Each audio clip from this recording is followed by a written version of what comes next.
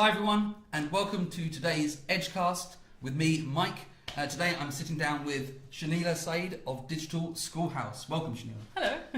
Thanks for coming on, first of all. Now, I've just mentioned Digital Schoolhouse. Yep. And maybe not everyone has heard of that. So very quickly, what is Digital Schoolhouse? Oh gosh, in a nutshell, it is a programme that aims to inspire and engage students and educators with computing and digital skills. So Right. we all know about the well-reported digital skills gap. Mm-hmm. Digital Schoolhouse aims to close it. Right, fantastic. And Digital Schoolhouse is part of UKI, Yes. which is the UK's largest gaming training body. Yep. But you didn't come from a gaming background originally. Not at So all, what no. was your path to pro? What was your path into the gaming and, as we'll talk about later, esports industry? So, I'm actually a teacher by nature and by training, and I've spent many years, I won't say how many, but I've spent many years as a computing teacher. Right. And led a computer science department in an inner London secondary and sixth form school. Part of that work, I was one of those teachers that was very dissatisfied with the delivery of what we were having to teach our students. Okay. And so really sort of moved to try and change and engineer that. Right. I did that much earlier than any government announcement, so that meant that as part of my research and as part of my work and involvement, I became involved with several groups, or a group in particular called Computing at School, that was lobbying government for change, and UKI was lobbying for the same thing in parallel. But it meant that I became noticed and known. And then around the same time, UKI decided that they wanted to establish Digital Schoolhouse. They needed somebody to run it. They needed somebody that understood schools and education and the system to be able to make this education programme work. And kind of that's where I came in, and really to sort of head up and establish and run and set up Digital Schoolhouse for UKI. Yeah, so now you're head of education at UKI and director of Digital Schoolhouse programme.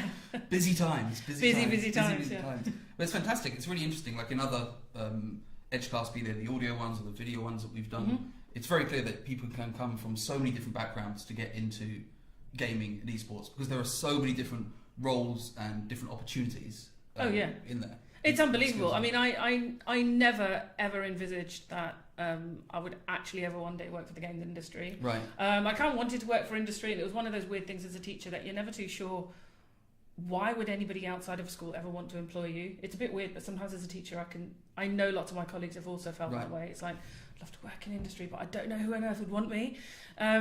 So it was a bit of a shock to the system when the kind of job went through. Right, It was like, oh my gosh. But no. How did that happen? It's like, whoa. I mean, similar What's situation going on for me, here? I have to say. Yeah, I mean, it's crazy. You know, if 10 years ago someone had told me that I'd be working hand in hand with some of the biggest names in the games industry in the world, then I would never have believed them. So no, it's been absolutely fantastic. It's been a huge learning curve, but it's been incredibly exciting the entire way through. Well, you're a teacher. You should know all about learning curves and stuff like that. There we go. It's all very important. And talking about opportunities and careers, that's something, of course, we want to make students aware of. And one of the many ways, only one of the many ways that Digital Schoolhouse does that is with its esports tournament. Yeah. Now, here's where I have to disclose a little bit of information. I've recently also, as well as being with Edge, I've just joined Digital Schoolhouse as their new esports program manager. Yay! Yay! Exactly. So just so you know, and having just joined, it's possibly the peak busy time for the tournament itself. At the perfect time, I have to say. Perfect time, yes, right in the deep end. But I've been very lucky to be part of the tournament so far and see what it's done so far. And the stage that we're just at now with the tournament is the regional qualifier. So there's a bit of background I've been learning on the job. What happens is there's many schools around the country have their in-school heats where they do the tournaments within the schools themselves to choose their best team. The best team then attends a regional qualifier, and each winner of those regional qualifiers goes through to a grand final. Yep. And I've just jumped in at that regional qualifier event, and I've been around the country. My first day on the job, I just shoot up to Northern Ireland to attend these different regional qualifiers, and it's incredible. Like just the response from the students and just how into it they are. Sorry, it's even in their downtime when they're not playing the games. It's all business. They're just focused, analysing I mean, all the skills, critical thinking, analysing skills, strategy. It's just amazing. Oh yeah, they don't waste a single second. No. It's unbelievable, and I always believe we underestimate kids every single time, and every time we give them the reins, they will always surpass expectations, and always, and so it's been fantastic to see, when the teams do have downtime. So the schools, the school cohorts that came, you had the teams. They brought student shoutcasters with them, and they brought their team managers with them too. And so what the team managers did, they took it on themselves they were watching the streams of all the other matches and all the other teams being played, and it was lovely to see. They were standing there with their notebook in hand and their pencil and kind of marking down, and when you asked them, they were writing down tips and strategies and techniques and things they spotted about the opposing teams. And then before their team went on to play, several of them would sit down and do a team briefing and say, right folks, this is what we've sussed, and this is what you're going to do. So it was definitely all business. It was incredibly impressive. Yeah, and it's really good because from what I've seen of the tournament so far, one of the real benefits is that it is building these skills without them even knowing it. And it's not just the players themselves. There's many other roles that you help the schools develop during the heats, such as promotional roles. So some schools made videos, they put posters up, they designed like a team, they thought up a team names or team branding. Some turned up in proper kit, for example, like they worked with their teachers to get companies to sponsor the t-shirts for the schools. So they came out with branded shirts and all sorts of marketing things, and they've been quite creative with some of their marketing techniques. And there's also, and of course, team management. There are people there with all the whizzes and spreadsheets and stuff like that. Can't handle that stuff myself. But they, just arranging the events, arranging the teams, arranging the heats. Lots of skills practice there that you can apply in esports, in gaming, but also in any career. So they're very much transferable skills. Very transferable in a fun atmosphere, which is great. So what especially attending to the events and getting the feedback from the teachers, what successes have you seen? Are there any sort of anecdotal incidents of like, oh my god, that was amazing, this has really benefited the students? There's been so many of those moments, and it really pulls at your heartstrings. One of the things I love about the regional qualifiers is being able to personally sit down with each of the teachers that is there and speak to them about their experiences of running the tournament in the school, and almost the best, some of the best feedback almost is when the teacher says to me, well, I say to them, how has it been? Has it been tough? Has it been challenging? Has there anything we could do to make that process simpler? And they kind of said, no, actually, all I ever did was open the door to let the kids in. They literally did everything else in the tournament. And so that's fantastic. That's exactly what we envisioned when we wrote those job descriptions. But that's also meant that there's been so many opportunities for students to get involved in so many diverse different ways. So if they don't have the confidence to be able to play in front of their teammates, there's other ways that they can get engaged that are potentially less intimidating for them. But some of them are really sort of heart-wrenching. So we discovered, for example, that one of the teachers was talking about this student that was a school refuser. Now, for people that don't know, a school refuser is a term that's typically given to someone that, for various kind of mental health reasons or other reasons, refuses to go to school. They find that a very difficult thing to do. And this particular student had failed to respond to any intervention that school had put in place, anything at all. They just were not coming to school. And then this teacher started running the esports tournament. One of their mates gave him a call and said, look, our teacher's doing this esports tournament, you really should come in and take part. And that got that kid into school. He came to the school. He came to the school to take part in the tournament, just for that. But then he stayed for the lessons. Oh, so he didn't just come do the tournament like that and leave? Yeah. He stayed. Yeah, and so this child stayed for the lessons, and over time then began to engage with the lessons, and it sounds like phenomenal. A complete turnaround. It is fantastic. A complete turnaround. That's amazing. Yeah. And that's just one example. There are so many. There's Daniel's story, of course. Oh yes, Daniel. We know Daniel. Yeah. From back last summer. Why don't you? Daniel's journey is amazing. And actually, we've just posted an interview that we've done with him on the website. So if anyone wants to read it, they're most welcome to go to the site and do so. Digital Schoolhouse.org.uk. Yep. So Daniel's journey started last year as a shoutcaster. So he loves games. Didn't feel confident enough to come on board as a player, as a competitor. But he knew a lot about Overwatch, which is the game that the tournament is using, by the way. I don't think we mentioned that yet. Yes, an Overwatch. It's an Overwatch tournament. And he loved playing Overwatch. And so he came on board as a shoutcaster, and at the regional qualifiers, he so impressed the professional casters that were there that he was selected to come and cast at the grand final. And at the grand final, he just wiped the floor with everyone else, I guess. He was just incredibly impressive in his skills. And so won Best Shoutcaster trophy. Off the back of that, Adam invited him for an internship. Yeah, Adam, CEO here at Edge, was so impressed because he was one of the guest casters as well at the event. Because that's another thing, is that all of these events, be it the regional qualifiers or the grand final, you've got professionals coming down. You've even got professionals coaching kids at the school sometimes as well. Yes, they do. People from Sega, Adam from Edge and so on. It's just which is great. But yeah, so Daniel got that internship with us. You probably remember he did. I think one of the first things he did was an interview with Christian Fuchs, the Premier League champion. Very nervously doing it. Yeah, he was chuffed about that. He was especially, and he wrote blogs and. He did a lot for us. It was fantastic. Yeah. And then, though, you think that might be the end of it. Does an internship, goes back to college. Not finished yet. No. Decides to take part in the esports tournament again. This time as a team manager. Yeah. And has done that very successfully. And then applied his design skills and actually has designed and produced our Esports Champions Trophy this year. The final trophy. The trophy. One that all the national winners are going to get, the national champions will receive. And it's something that shows off an extra skill because he did it at his school, and it's not just any old trophy; it's a 3D printed trophy, isn't it? Yes. Is it?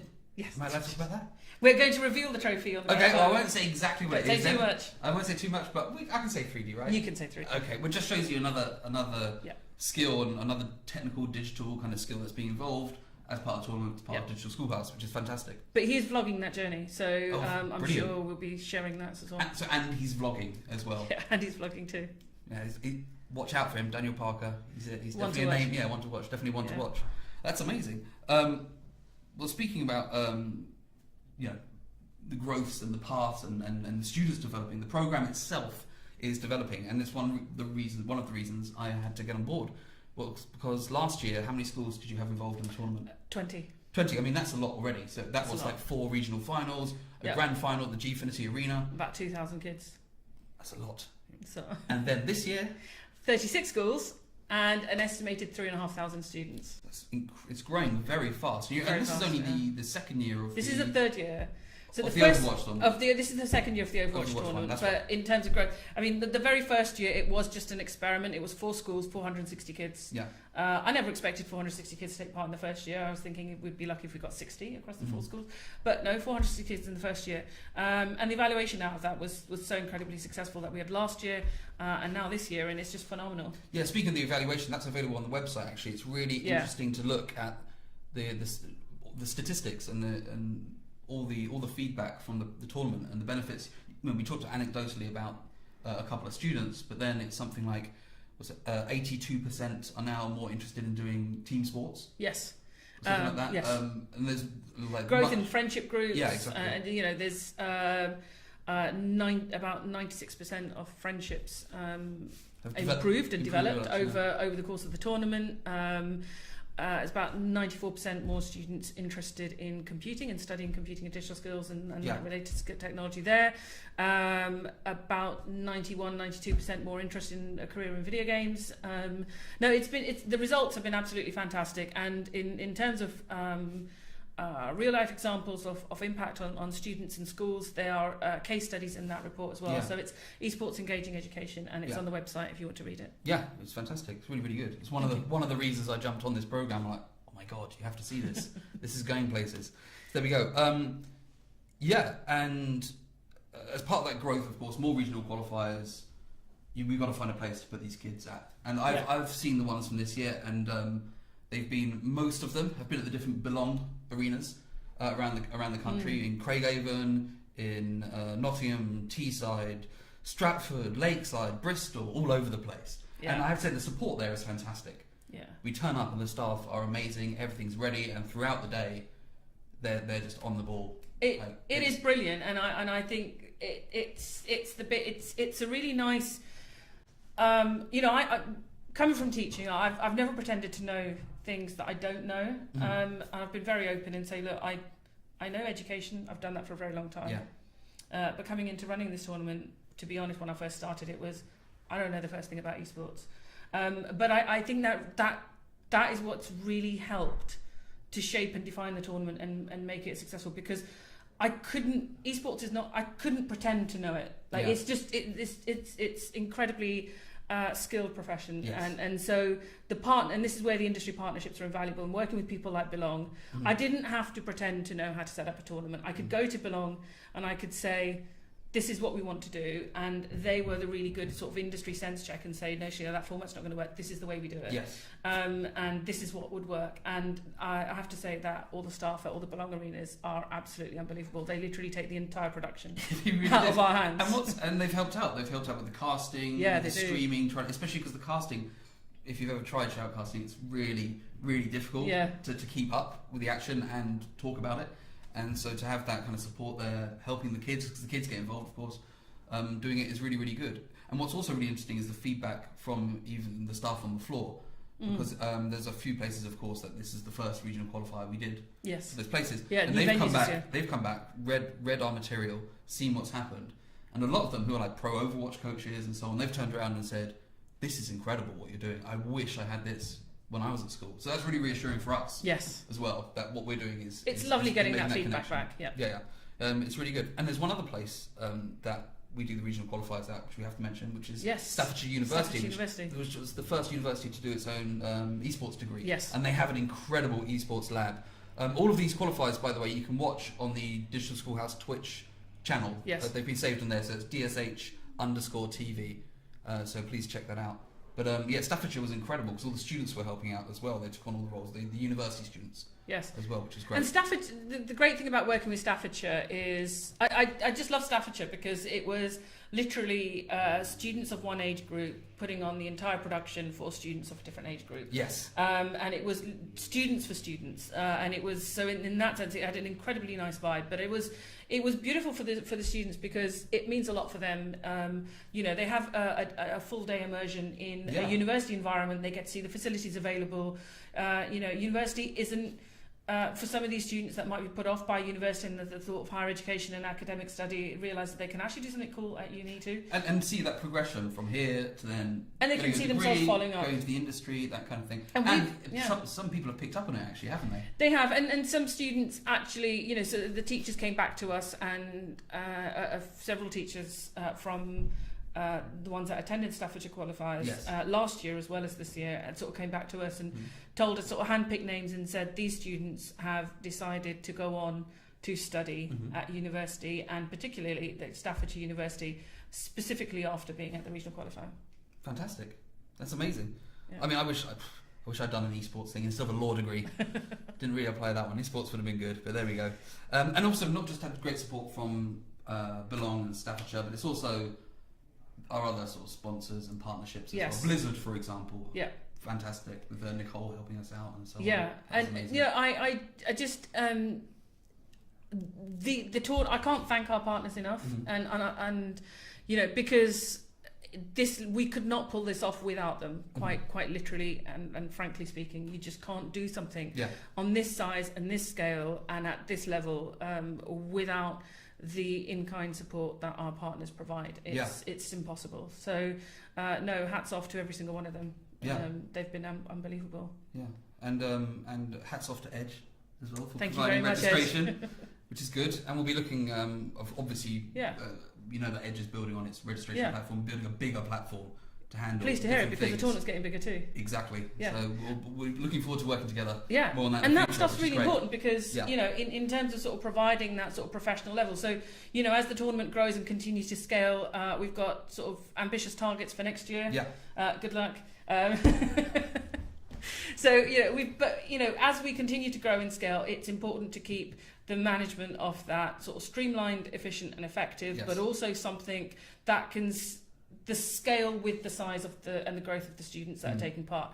So Edge allows us to do that. So thank you very much. Yeah, and if you're out there thinking you want to get involved in this, please contact us because we're going to need that support Oh, absolutely. With the amount of interest we've got at the moment and the growth, yeah, that support is going to be vital. There's always space for more partners, Yeah. whether it's hardware support, software support, whether it's coaching our students in schools.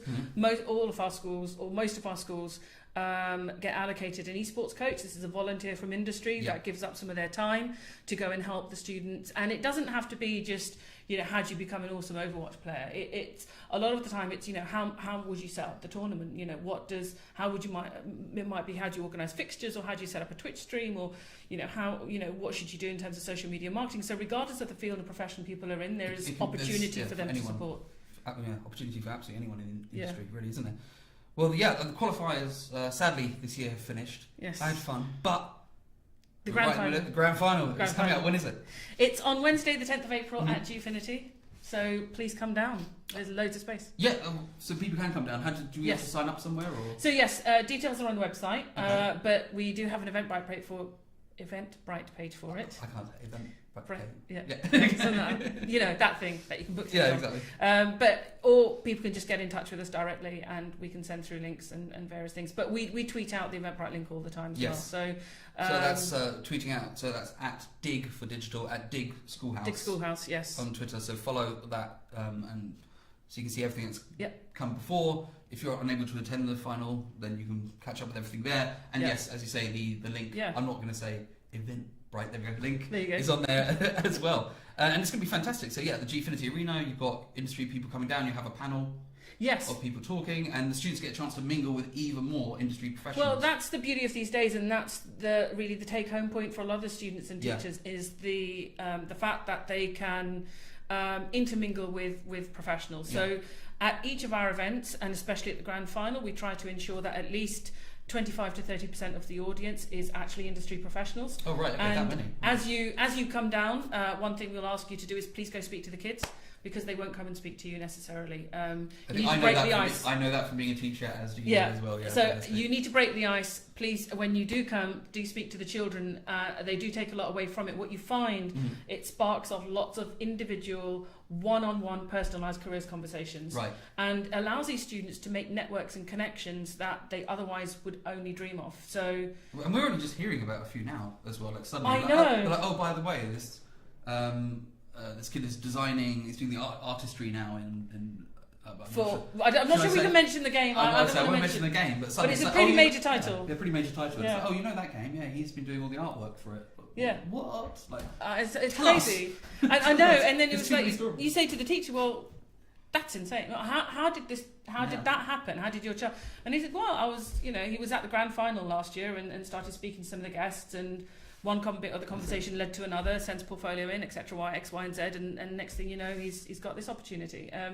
So it's unbelievable. But there are so many of those opportunities that spring up. We hear of work experiences, we hear of internships, we hear of, and it's simply because the students have had a chance that they will not otherwise get in their lives. And even if it's actually visits down to Sega as well, so big shout out. Yeah, big shout out to Sega, huge shout out to them.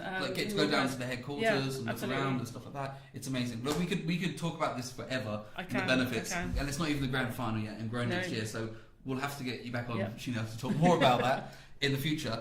But yes, please follow Digital Schoolhouse at Dig Schoolhouse on Twitter. Check out their website for their reports, just to see the amazing impact that it's had already. And moving forward, and if possible, get yourself down to the final at Gfinity Arena on 10th of April. On the 10th of April. Okay. Shahneila, thank you very much. Thank you very much. And good luck. Thank you. All right. See you guys.